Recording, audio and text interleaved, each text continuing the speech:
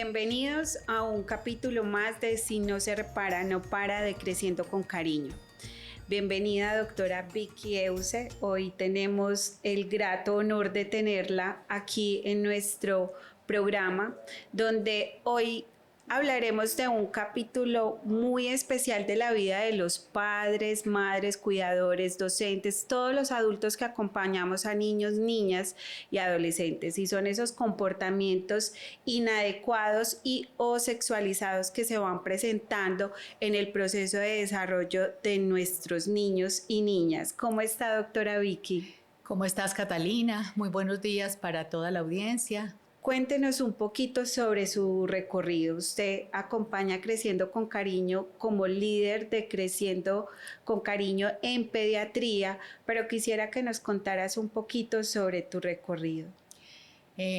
Bueno, yo soy médica y pediatra egresada de la Universidad de Antioquia. Tengo una especialización en trastornos cognitivo-comportamentales y neuropsicología infantil de la misma universidad.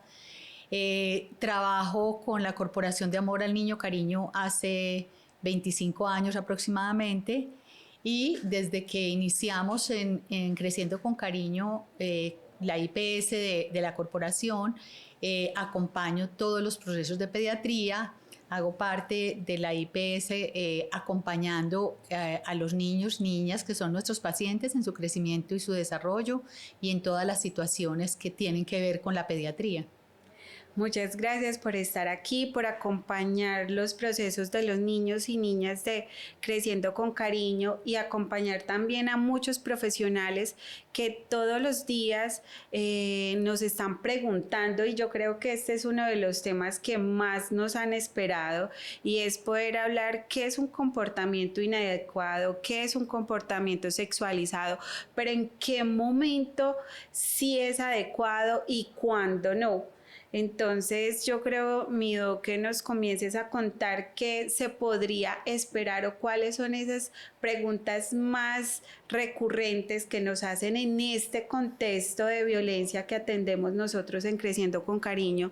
¿Cuándo es un comportamiento esperado o cuándo no? Bueno, tengo que hablar un poquito antes de cuál es el papel de los papás en la crianza. Los niños pasan por diferentes etapas en su desarrollo. Esas etapas tienen que ver con el crecimiento del cuerpo, con el desarrollo de su sistema nervioso central, es decir, de su mente y su pensamiento, y con el desarrollo sexual. Los papás van conociendo a sus hijos y los hijos van conociendo a sus papás en un proceso. Es un proceso muy lindo de la crianza en el cual los padres se acercan a los niños. Los niños tienen comportamientos diferentes según la etapa del desarrollo en la cual vayan avanzando. Esos comportamientos se reflejan en su vida individual, en su vida familiar y en la vida social.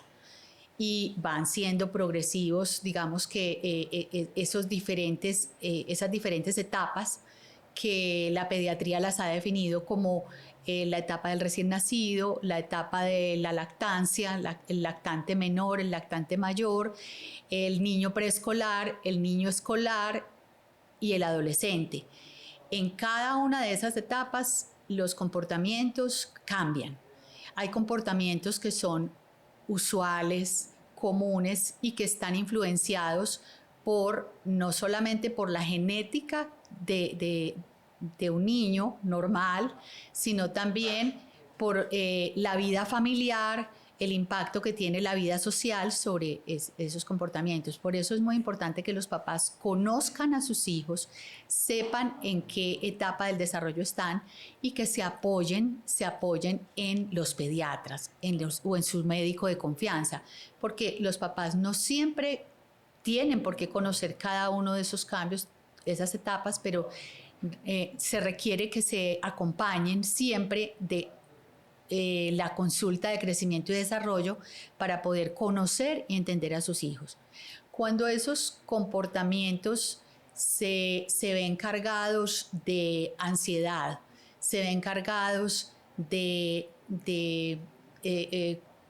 son repetitivos, son inusuales, se salen como de todo patrón ya conocido por los padres, siempre son una alerta para saber que algo está pasando en la vida del niño. Muchas veces en Creciendo con Cariño en el consultorio nos llegan las preguntas más frecuentes de los papás y de las mamás que digamos que irrumpen dentro de ese acompañamiento, dentro de ese desarrollo que tienen con niños, niñas y sus adolescentes, ¿cierto? En pediatría, ¿cuáles son esas preguntas desde ese contexto sexual, de identificación de riesgos? ¿Cuáles son esas conversaciones más frecuentes o las preguntas que más le hacen los papás al área de pediatría?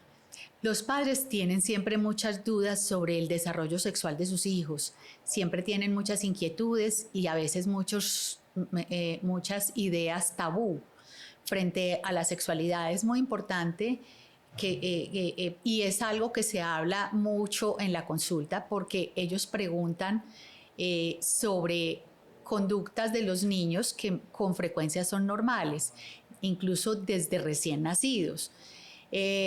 Y es muy importante que los padres entiendan que los seres humanos somos seres sexuales, que los niños, desde el momento en que nacen, el ser humano es sexual. Pero esas manifestaciones sexuales son diferentes y cambian y van madurando en la medida en que madura el cuerpo, en la medida en que madura el cerebro, o sea, la mente del niño, y en la medida en que los niños comienzan a identificar también algo que es muy importante, que es el vínculo afectivo, que es un pilar fundamental del neurodesarrollo. Entonces, los padres tienen muchas preguntas sobre el desarrollo sexual de sus hijos. Esas preguntas tienen que ver con el descubrimiento que el niño hace de su propio cuerpo, con el descubrimiento que el niño hace del cuerpo de otros niños, con el descubrimiento que el niño hace de sus propias sensaciones, el momento en que se inicia la lactancia, por ejemplo, es muy clave para que el niño comience a descubrir que hay sensaciones placenteras y sensaciones de displacer. Y durante todas las etapas el niño va descubriendo esas sensaciones de placer y displacer. Que son propias de esa etapa de desarrollo que ya mencionamos, ¿cierto? Entonces, muchas veces en ese no saber o no conocer a fondo esos procesos de desarrollo o esas etapas en las cuales viene un niño o una niña, esas preguntas que nos hacen los papás y las mamás frente a una conducta que sale de lo esperado, ¿cierto? Esa conducta no esperada que sí comienza incluso a ser una problemática y dentro de nuestra experiencia lo que vemos es que sobre todo se comienza a problematizar en la primera infancia, a los 3, a los 4 años, cuando el niño ya comienza mucho más curioso a preguntar, a tocar, a tener momentos de autoestimulación, en momentos de relajación, de ocio, incluso involucrar otros niños. ¿Qué podemos decir? Vamos a hablar solamente de esa primera infancia, de eso que se nos sale en primera infancia, doctora Vicky, ¿qué es lo que nos puede dar una alerta y decir, esto sí es un comportamiento inadecuado y puede ser sexualizado, que nos espera para su edad? Sí, correcto.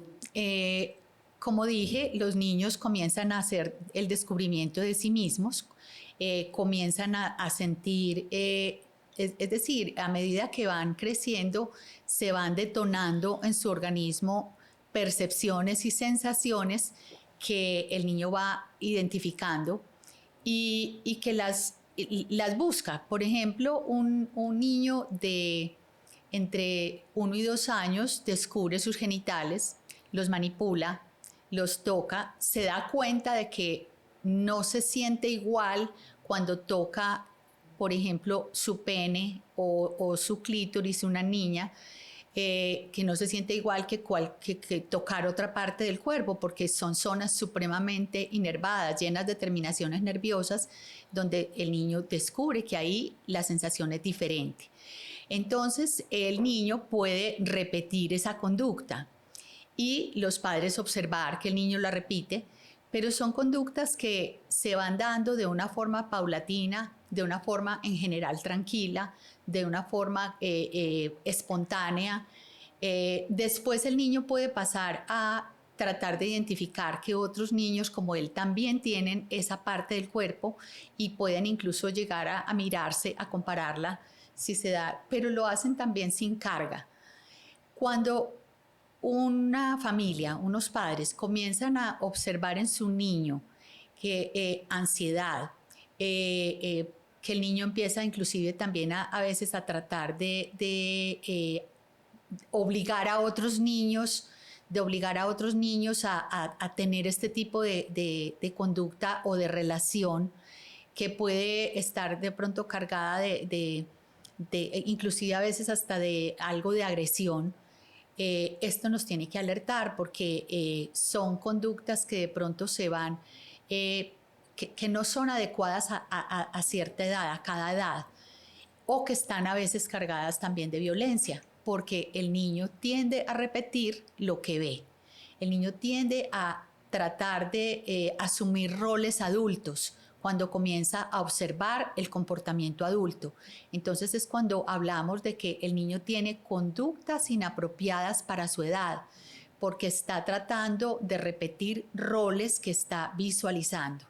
Doctora, entonces podríamos decir que ese tipo de señales, cuando hay conductas o comportamientos no esperados, no solamente están acompañados de una carga de sexualidad, sino que esas conductas netamente sexualizadas, que no son propias y que ya vemos una frecuencia, una intensidad, un goce para el daño de otros, son signos y señales de que algo está sucediendo con ese niño o esa niña.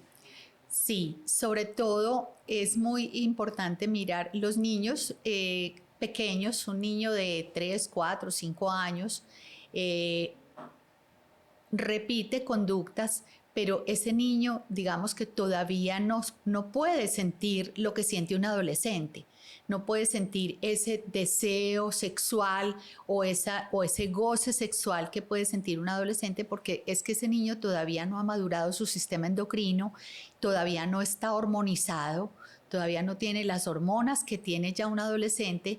Entonces ese niño lo que está es repitiendo conductas que está viendo y que probablemente las ha visto frecuentemente. Es decir, está observando la sexualidad de sus padres o está observando cómo otra persona estimula sus genitales o cómo otra persona le muestra conductas adultas. Entonces eso nos tiene que alertar, porque ese niño puede estar o expuesto a la sexualidad adulta o expuesto a conductas de sexualidad agresivas o expuesto a pornografía o expuesto a un abuso sexual. Y ese tipo de conductas las vemos muy claras en primera y segunda infancia, ¿cierto? De infancia. En adolescentes, los comportamientos no esperados o sexualizados son totalmente diferentes, porque sí estamos esperando en un adolescente que haya un goce de su plena sexualidad, ¿cierto? De que busque poder compartir con otros pares esa intimidad, lo que hablamos netamente de las relaciones sexocoitales. ¿Qué comportamientos se podrían dar en la adolescencia que nos puedan llamar la atención y decir, yo diría, en este momento un chico en su plena adolescencia que no disfrute de esa área es un comportamiento no esperado, pero ¿qué más podríamos observar en un adolescente? Es muy importante también que en ese conocimiento de los padres sobre lo que es la crianza, entiendan que el adolescente está en un proceso de transición entre la infancia y la adultez. Entonces, el adolescente es un ser humano que ya está madurando una cantidad de sistemas en su organismo, dentro de ellos el sistema endocrino. Entonces es normal que un papá o una mamá puedan encontrar a su hijo adolescente, por ejemplo, en su habitación masturbándose. Eso hace parte de ese desarrollo. Él está reconociendo en sí mismo esos cambios que se están dando. Y es muy importante que los padres puedan hablar con el chico o con la chica de eso y decirles, esto hace parte de tu sano y libre desarrollo. Pero también mostrarles a los niños, a estos jóvenes que ya van pasando a la adolescencia, que hay que cuidarse, que el cuerpo, como en todas las etapas, hay que cuidarlo, hay que autorrespetarse pero no satanizarlo.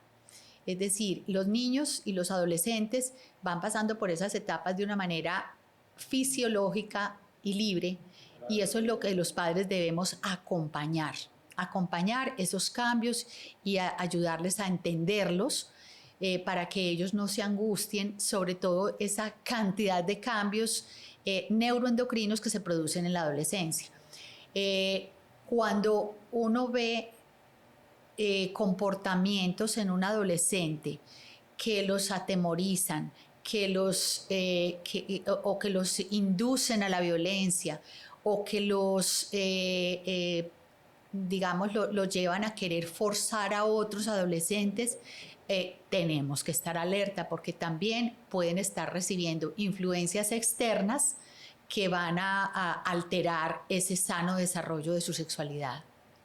Exactamente, muchas veces incluso es por presión de otros, que no es que el niño en plena adolescencia sea víctima de violencia sexual.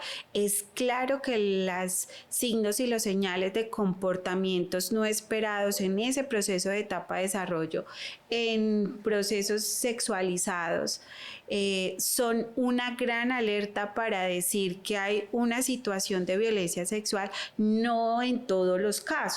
Y es por eso que nos debemos de acompañar de un equipo interdisciplinario para poder definir si ese comportamiento esperado es propio a una violencia sexual que esté viviendo, que por lo general los profesionales lo primero que piensan es si tiene una situación o una acción o un comportamiento sexualizado, es propio de violencia sexual. No siempre, y es ahí donde le quiero preguntar, mi doc, ¿qué hace pediatría en esos casos? ¿Cuál es el papel de la pediatría en el acompañamiento de estos casos?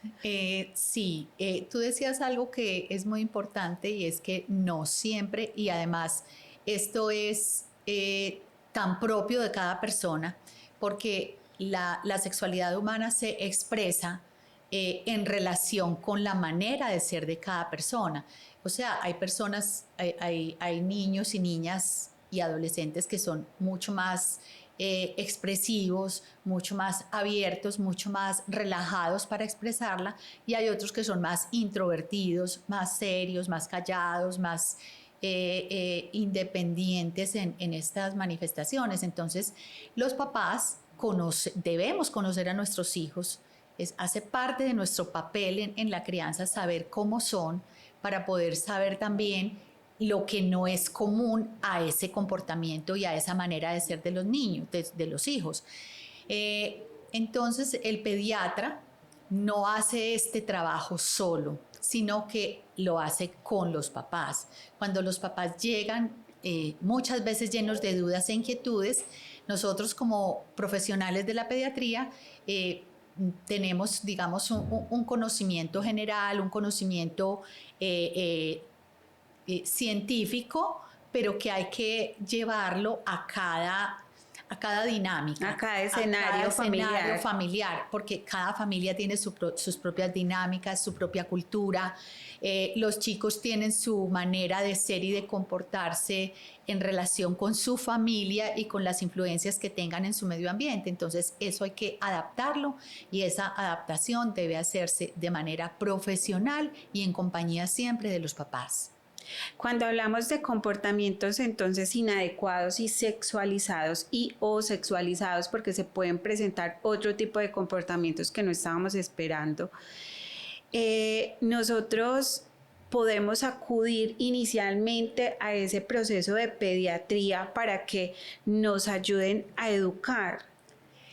Claro, de hecho es tal vez la forma más adecuada de poder ayudar a los hijos, porque muchas veces los padres acuden a otros padres o acuden a personas que no tienen mucho conocimiento sobre este tema, que puede que les digan o acuden a videos o acuden a youtubers o acuden a una serie de pues, herramientas que muchas veces, desafortunadamente, se habla desde la experiencia personal, como uno ve, por ejemplo, la vecina, ya a mí me pasó, entonces se habla desde la experiencia personal o se habla desde las creencias, como pueden ser, por ejemplo, tantas cosas que se dicen en las redes sociales, son creencias, ideologías, pero no se habla desde la ciencia. Entonces es muy importante que los papás, siempre que tengan inquietudes y dudas, acudan a una fuente científica, acudan a fuentes expertas en estos temas para poder ayudarle de una manera efectiva a sus hijos. Y recordemos que cuando estamos hablando de violencia sexual, tiene que estar amarrada a un conjunto de signos y de señales. No es solamente una acción. Los comportamientos o conductas sexualizadas en los niños y niñas pueden estar siendo un reflejo, como lo decía la doctora Vicky, de muchas cosas. Puede ser la interpretación de la cultura que ese niño lo está apenas interiorizando y buscando las diferentes formas de participación, como hay otros fenómenos aprendidos, nuestra neurona espejo que repite lo que estamos viendo, pero también es importante, doctora Vicky, que le hablemos a aquellos papás que instintivamente dicen, sí, es un comportamiento no esperado y sé que algo no está sucediendo bien, dónde y cómo se activa una ruta en esta situación. Muchas veces los niños comienzan a manifestar comportamientos que llaman la atención a sus padres. Incluso no necesariamente comportamientos sexuales, a veces pueden ser otro tipo de comportamientos como tú decías, pero que los padres dicen, ¿qué le pasa? Alteraciones del sueño, alteraciones del rendimiento escolar, alteraciones de los movimientos, inclusive muchos niños que se observan con un presunto TDAH, trastorno por déficit de atención e hiperactividad, son niños que están viviendo situaciones de violencia oculta y se comportan como si tuvieran un trastorno por déficit de atención e hiperactividad, que los padres dicen, pero ¿qué le pasa? ¿Pero por qué se está comportando así? No necesariamente tienen que ser conductas sexualizadas. A veces esas conductas sexualizadas cuando se presentan es porque asumen roles adultos, es porque sobre todo niños de menores de 5, de 6 años empiezan a comportarse como adultos y es repitiendo conductas que están viviendo o que están viendo. Siempre esto a los papás, pues si es un papá o una mamá que están alerta a todo lo que sus hijos viven, dicen o hacen, se van a dar cuenta. Y entonces muchos de ellos comienzan a veces a tratar de saber qué pasa con el niño y lo agobian. Y las preguntas a veces llegan de una manera no adecuada. Entonces, y se angustian muchísimo y comienzan a veces inclusive a poner palabras en boca de los niños que no es lo adecuado.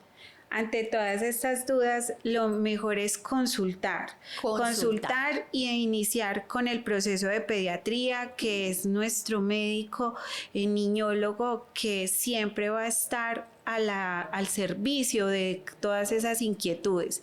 Les vamos a dejar cómo poderse poner en contacto con la doctora Vicky Euse, con todas las líneas de Creciendo con Cariño que acompañan estos procesos de crianza y sobre todo si tenemos dudas en ese proceso de desarrollo.